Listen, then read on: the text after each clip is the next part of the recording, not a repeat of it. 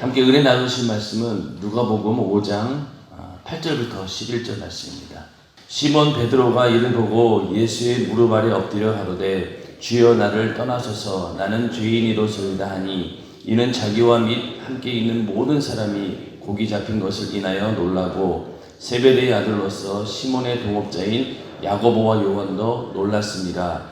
예수께서 시몬에게 일러 가라사대 무서워 말라 이제 후로는 네가 나 사람을 취하리라 하시니 저희가 배들을 육지에 대고 모든 것을 버려두고 예수를 쫓으니라. 아멘. 베드로가 어부인데 예수님께서 그 갈릴리 호숫가에 오셨습니다. 많은 무리들이 그 예수님을 둘러싸고 있어서 도저히 그 무리들을 이렇게 효과적으로 이렇게 말씀을 전할 수 있는 방법이 없었습니다. 그런데 예수님께서 보니까 배가 두 척이 있는데 예수님 생각하기를 그 배를 띄워가지고 많은 사람들이 그 배 위에 있는 예수님을 보고 그 말씀을 들을 수 있도록 베드로가 가지고 있는 그 두 척의 배 가운데 하나를 설교하는 데 이용하신 거죠. 그러고 나서 예수님께서 베드로에게 깊은 데로 가서 그물을 내고 고기를 잡으라 이렇게 말씀하십니다. 사실은 이제는 고기 잡는 것을 다 마치고 돌아오는 길이었는데 또 고기라도 잡았으면 모르겠지만은 빈배로 돌아와가지고 다 정리한 그런 상태였는데 예수님께서 그물을 깊은 데로 내리라고 하니 갈릴리 호숫가의 그 바다에 있는 고기들은 낮에는 잡을 수가 없습니다. 왜? 물고기들이 다 눈에 보일 정도로 물이 투명하기 때문에 물고기들도 고기 잡는 어부들을 알고 도망가기 때문에 낮에는 이렇게 고기를 잡지 않습니다. 그래서 저녁 늦게 나가서 밤이 새도록 이제 고기를 잡는 것이 베드로가 하는 어부로서의 그런 습관이었는데 예수님께서 그렇게 말씀하시니 자기들이 가지고 있는 지식이나 상식으로는 이해가 안 되지만은 그러나 베드로는 말씀에 의지하여 내가 그물을 내리이다 이러면서 그물을 내렸어요. 그랬더니 놀랍게도 고기들이 차고 넘쳐가지고 그 두 배에 가득 찼다라고 이제 얘기를 합니다. 그래서 그런 어떤 예수 그리스도의 이적을 보면서 굉장히 놀라게 됩니다. 그러면서 이제 오늘 8절에 이를 보고 예수의 무릎 아래 엎드려 가로되 주여 나를 떠나소서 나는 죄인이로소이다 이런 고백이 나오게 됩니다. 그래서 우리가 이 누가복음 5장은 예수님께서 제자를 부르시는 그런 장면입니다. 그래서 우리가 이 말씀을 읽으면서 예수님의 제자가 되려면 어떻게 되어야 할 것인가 그런 부분에 초점을 맞추고 우리는 이 말씀을 잘 읽어봐야 될 것입니다. 먼저 제자가 되기 위해서는 예수님의 말씀에 절대적인 권위를 두어야 된다. 그래서 내 생각이나 내 지식이나 내가 가지고 있는 모든 그런 지혜를 다 버리고 온전히 예수님께서 하신 말씀에 순종할 때 이런 놀라운 이적이 나타난다라고 하는 것을 우리는 말씀을 통해서 분명히 알 수 있습니다. 우리도 예수의 제자로 부름받은 사람입니다. 인정하시면 아멘 하시기 바랍니다. 우리가 이렇게 예수님을 직접 만나서 부르심을 받지는 않았지만은 우리 안에는 성령이 오셨고 성령께서 우리와 함께 하시기 때문에 너희는 가서 모든 족속으로 제자를 삼으라 라고 하셨고 우리는 이미 제자가 되었고 또 우리를 통해서 수많은 사람들을 예수의 제자로 만들려고 하는 그런 사명을 받은 이들입니다. 그렇기 때문에 우리도 제자이고 또 우리를 통해서 많은 사람들을 제자로 이끄는 그런 사명을 가진 사람이기 때문에 이 말씀대로 우리는 먼저는 제자가 되기 위해서는 예수님의 말씀을 최고의 권위에 두고 그렇게 그 말씀에 순종해야지만이 우리는 할 수 없지만은 또 우리의 생각으로는 도저히 안 될 것 같지만은 그러나 그 말씀에 의지하여서 우리가 순종할 때 우리가 생각하지 못했던 큰 이적을 보게 될 줄로 믿습니다. 항상 우리 안에 예수의 제자의 삶을 살면서 이러한 예수 그리스도의 능력과 이적이 나타나기를 주님의 이름으로 축원합니다. 이렇게 그 놀라운 이적들을 보면서 그냥 놀랐다라고 끝나는 것이 아니라 베드로는 여기서 주여 나를 떠나소서 나는 죄인이로소이다 이런 고백을 하게 됩니다. 앞서 그 5절에 보면은 베드로가 예수님에게 뭐라고 했습니까? 선생이여 이렇게 불렀거든요. 그런데 갑자기 호칭이 바뀌었어요. 선생이여가 아니라 이제는 주여라고 이렇게 바뀝니다. 이 주여라고 하는 것은 어떤 의미에서 내 영혼을 죄에서 구원할 구세주입니다. 이런 의미죠. 주여 나를 떠나소서 나는 죄인이로소이다. 근데 이렇게 가만히 성경을 보면은 좀 뜬금없어 보여요. 갑자기 예수님의 이적을 보고 느닷없이 베드로가 주여 나를 떠나소서 나는 죄인이로소이다. 이런 것이 좀 보면은 갑자기 뜬금없어 보이지만은 이 베드로는 예수님을 이때 처음 본 게 아닙니다. 그전에도 나사렛이라는 그 동네부터 시작해서 그 예수님이 활동하시던 그 지역이 넓은 지역이 아닙니다. 그렇기 때문에 예수에 대한 소문을 익히 들었을 것이고 그가 어떤 분이라고 하는 것을 나름대로 자기는 추측하고 있었던 것이죠. 그리고 베드로는 그냥 어부가 아닙니다. 어부이면서도 한편으로는 로마로부터 이 이스라엘을 구원코자 하는 그런 열심당원으로서 무력 봉기를 일으켜서라도 이 이스라엘을 구원해야 된다라고 하는 그런 믿음을 가진 자였기 때문에 예수님의 어떤 등장이나 그분이 하신 말씀들을 그냥 흘려듣지는 않았을 거예요. 혹시 정말로 저분이 우리 이스라엘을 구원할 메시아가 아닐까라면서 굉장한 그런 기대감을 가지면서 아마 보았을 것입니다. 그러다가 결정적인 이런 예수 그리스도의 능력을 보면서 이제는 예수를 랍비나 이런 선생으로 본 것이 아니고 그가 바로 하나님의 아들이고 또 내 영혼을 구원해 줄, 내 죄를 대신 사해 주실 그런 구세주로 보게 되었다는 것입니다. 우리가 예수의 제자로서의 삶을 살기 위해서는 먼저는 예수에 대한 인식이 새롭게 되어야 되는데 오늘날 많은 사람들이 예수를 쫓고 또 예수를 좋아하고 또 예수를 신봉한다고 하지만은 정말로 그 예수가 바로 내 영혼의 구세주, 내 죄를 대신 담당하시는 구세주다라고 믿는다라는 것이 굉장히 중요합니다. 이것이 먼저 기초가 되어야 된다는 얘기죠. 이 베드로는 예수 그리스도의 엄청난 이적 앞에서 자신의 어떤 초라함을 보게 되고 그로 인해서 나는 정말로 죄인이구나 라는 그런 고백을 하게 됩니다. 이사야 선지자가 하나님으로부터 부르심을 받게 될 때 그 예전에 구약시대 사람들은 하나님을 직접 뵈게 되면은 죽는 줄 알았거든요. 그래서 그 얼굴을 직접 대면하거나 그 음성을 들을 때 굉장히 두려운 마음으로 무릎을 꿇게 됩니다. 이사야 선지자도 하나님과의 만남에서 내가 이제 망하게 되었구나. 나는 입술이 부정한 사람이요 입술이 부정한 백성 중에 거하면서 만군의 여호와이신 왕을 배웠나이다. 하나님을 보는 순간 이제 내가 죽었구나 라면서 이렇게 무릎 꿇는 장면이 나옵니다. 마찬가지로 베드로도 이전까지는 예수님에 대해서 그가 어떤 선지자일까 생각했었는데 이적을 직접 경험하면서 그가 바로 내 영혼을 구원할 예수 그리스도 또 하나님이시고 하나님의 아들이구나 라는 그런 고백들을 이제 하게 되는 것입니다. 많은 사람들이 오해하기를 그냥 예수를 이적을 행하는 그런 능력이 있는 그런 분으로 또 로마의 압제로부터 이스라엘을 해방시킬 그런 정치적인 메시아로 이렇게 보아왔는데 예수는 그런 분이 아니라는 거죠. 그래서 예수의 제자가 되기 위해서는 먼저 내 영혼을 구원해줄, 나를 죄에서 구원해줄 구세주로 먼저 인정하지 않고는 예수의 제자로서의 자격이 없다는 얘기입니다. 많은 사람들이 오늘날도 그 예수 그리스도의 어떤 이적과 표적 이런 것들을 쫓는 사람들이 있죠. 그래서 어떤 사람들은 병을 치유하고 또 귀신을 쫓아내고 또 여러 가지 능력들이 나타나는 것들을 보고 그것으로 인해서 예수를 쫓습니다. 물론 예수님께서 그 말씀을 따르는 능력과 이적과 표적으로 확실히 증거하시기 때문에 그러한 능력이 나타나는 것이 나쁘다는 것은 아닙니다. 그런데 중요한 건 뭐냐? 그것만 바라보고 쫓아서는 안 된다는 얘기죠.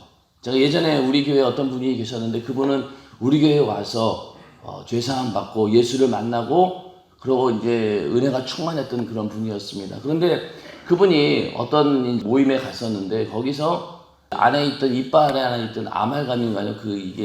이게 금으로 바뀌었다는 거예요. 그러니까 졸지에 그냥 내 그 이빨에 있던 것이 이게 금으로 바뀐 거예요. 금이빨로. 그 이적을 경험하고는 교회를 옮겼다라고 하는 얘기를 들은 적이 있습니다. 그러니까 그분은 정말로 자기가 죄에서 구원받았고 은혜 받고 예수를 만났는데 그러한 어떤 모든 그런 경험보다 더 자기를 이끌었던 것이 바로 이 순간적인 이적인 거예요. 갑자기 막 자기 이빨에 있던 것이 금으로 바뀌니까 이게 얼마나 신기했겠어요. 그러다 보니 그냥 교회를 싹 옮기고 맙니다. 그런 거 보면서 참 안타까운 것이 뭐냐. 그분은 예수에 대한 인식을 올바로 하지 못하고 있는 것이죠. 이단이라든가 적그리스도 이런 데서도 충분히 그런 능력과 이적을 보일 수 있다는 겁니다. 우리가 예수를 쫓는다라고 할 때 중요한 것은 그러한 어떤 이적과 표적만을 바라보고 예수를 오해해서는 안 된다는 얘기죠. 우리는 항상 예수 그리스도를 예수 내 구주, 그러니까 내 영혼을 구원해 주시는 분 이것으로 먼저 이해하고 거기에다가 신앙의 기초를 두어야 된다는 얘기입니다. 그게 만약에 안 되면은요 모든 게 한순간에 무너질 수 있습니다. 예수를 믿고 내가 신앙생활을 열심히 하고 또 주님의 신부의 자격을 갖기 위해서 이렇게 열심히 노력하고 충성하는데 그런 모든 일들의 기초가 되어야 될 것이 바로 예수는 내 영혼의 구세주다. 오늘 읽으신 본문 가운데 베드로가 고백했던 것처럼 나는 죄인이르소이다. 이러한 고백이 예수에게 늘 나와야 된다는 얘기입니다. 이게 안 되면은요, 우리는 오해할 수밖에 없다는 얘기죠.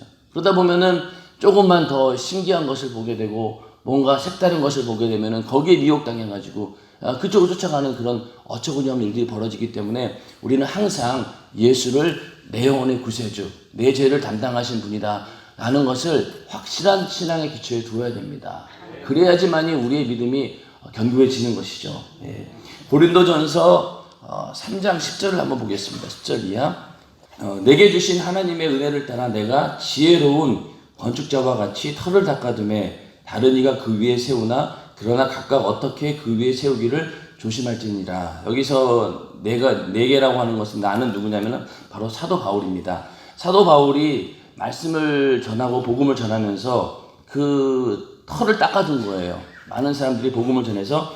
그래서 이제 그 사도 바울은 그 기초를 닦아 놓았는데 이제 그 다음에 누군가가 와서 이제 뭔가를 세운다는 거예요. 근데 11절에 가서 이 닦아준 것 외에 능히 다른 터를 닦아줄 자가 없으니 이 터는 곧 예수 그리스도라.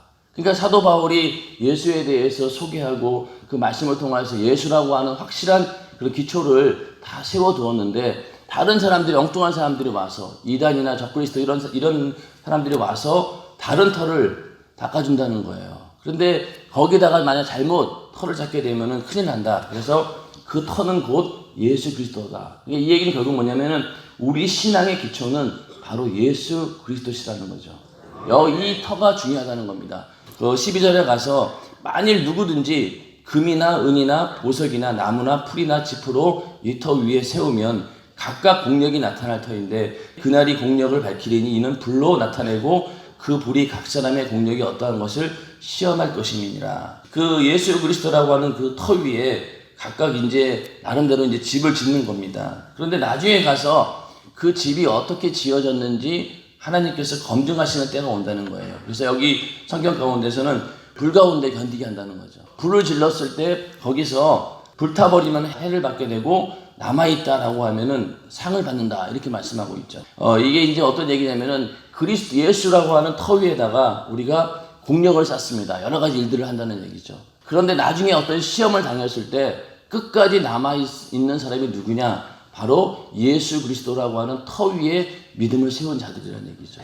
오늘날 예수를 믿고 우리가 교회에 와서 충성하고 또 전도하고 신앙생활 하면서 많은 공력들을 쌓게 됩니다. 그런데 그러한 공력이 예수 그리스도라고 하는 기초 위에 세워지지 않으면요, 그게 다 나중에 시험이 닥치면은 다 무너지고 만다는 거예요.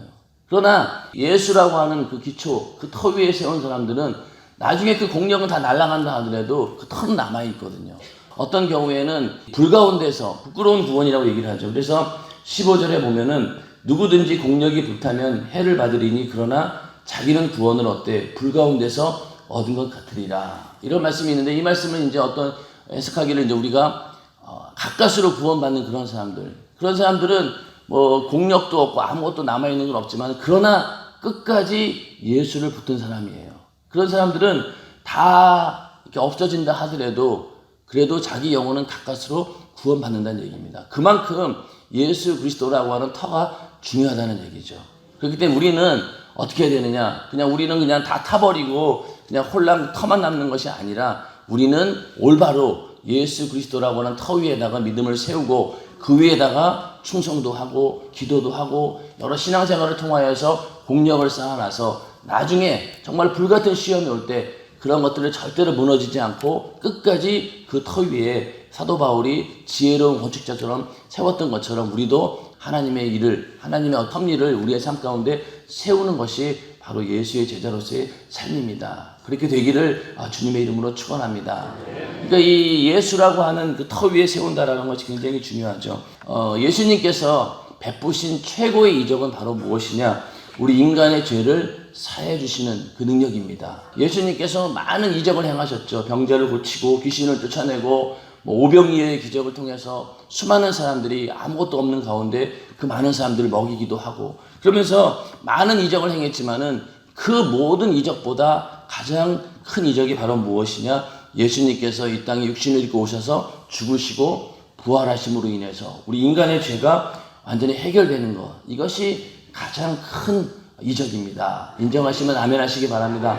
근데 많은 사람들이 오늘날 그것을 큰 이적으로 보지 않고 아까 말씀드린 것처럼 눈에 보이는 표적, 나에게 갑자기 뭔가 주어지는 그런 혜택, 이런 걸 통해서 하나님께서 역사하셨다라고 막 기뻐하는데, 그거보다도 더 중요한 것은 내 죄가 예수 그리스도의 피로 인해서 사함받아서 이제는 지옥이 아닌 영원한 천국의 하나님의 자녀로서 우리가 거듭나게 되었고 지옥 가지 않고 천국 간다라고 하는 이 사실이 엄청난 이적인 거예요.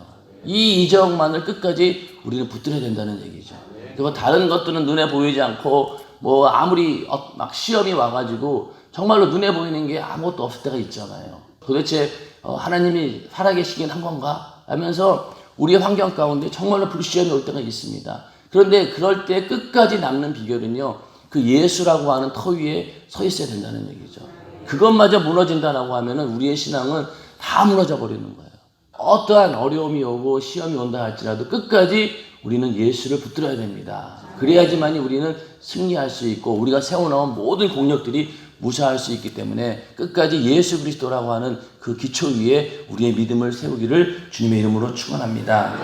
그래서 우리는 그 예수의 제자가 되기 전에 먼저 구원받은 자가 되어야 된다. 담임 목사님께서도 자주 하시는 얘기가 교회에 다니는 사람이 되지 말고 뭐라고 합니까? 예수 믿는 사람이 되어야 된다. 목사도 마찬가지입니다. 또 아무리 교회에 중직이라 할지라도 그가 교회 다니는 목적이 내가 어떤 교회에 뭔가 기여를 하고 내가 뭐 충성을 하고 큰 일을 하기 위해서 교회에 오는 것이 아니라 우리는 예수 믿기 위해서 교회에 오는 것입니다.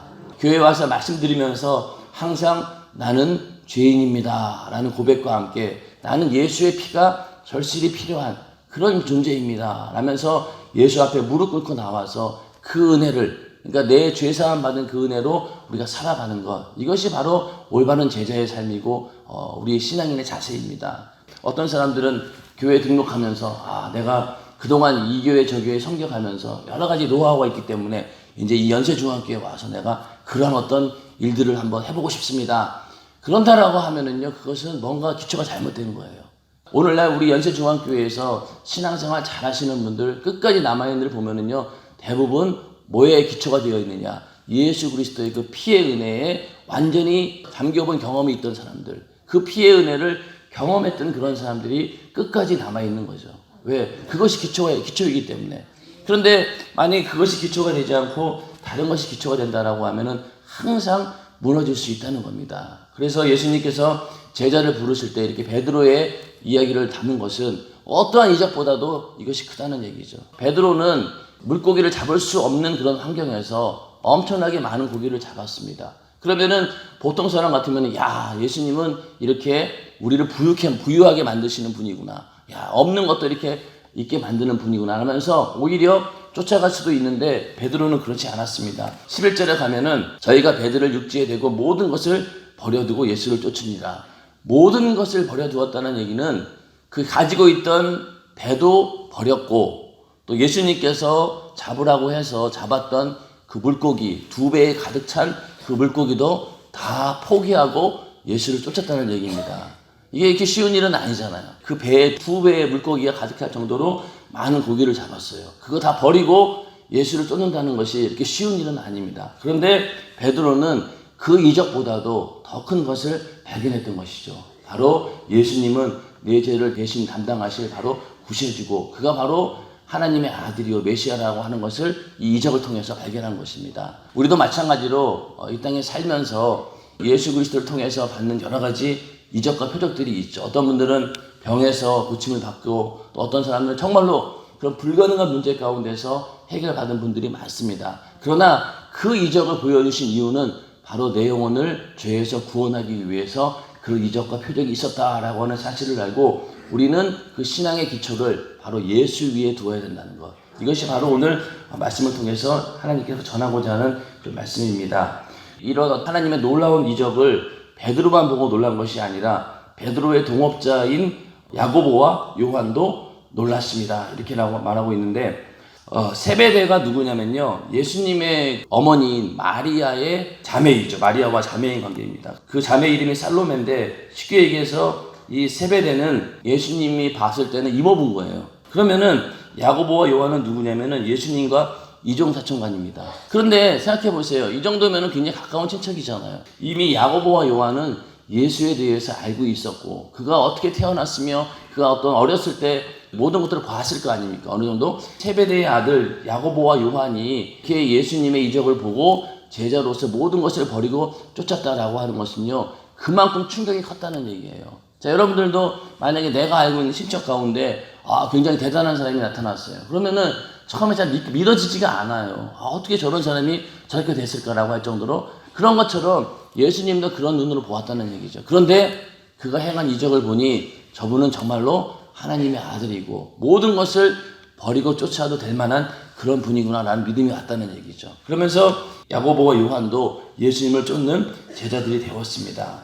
예수님께서 베드로에게 일러 가라사대 무서워 말라, 이제 후로는 네가 사람을 취하리라, 이렇게 말씀하고 있는데, 여기서 이 취한다라고 하는 그런 말은 성경에서 하나님이 영혼을 살리시고 생명을 주신다라는 그런 뜻으로 사용되는 단어입니다. 위험에서 생명을 건져낸다라는 것이 취한다라고 하는 말인데, 이 취한다는 말은 사람 낚는 어부가 된다라는 그런 말씀입니다. 이때부터 베드로를 통해서 복음이 전파되어지고 많은 영혼들이 구원받는 그런 어떤 예언의 말씀이기도 합니다. 예수를 만난 후로 베드로는 그가 처음에 경험했던 것은 빈배였던, 아무것도 잡지 못했던 그런 빈배에서 물고기가 가득한 그런 만선을 경험하게 되었고, 그러면서 예수를 선생님이라고 불렀지만 이제는 주여라고 내 영혼의 구세주로 부르게 되고, 그리고 이제는 어부에서 예수의 제자로 완전히 바뀌게 됩니다. 그래서 이러한 만남이 베드로에게는 이루어진 거죠.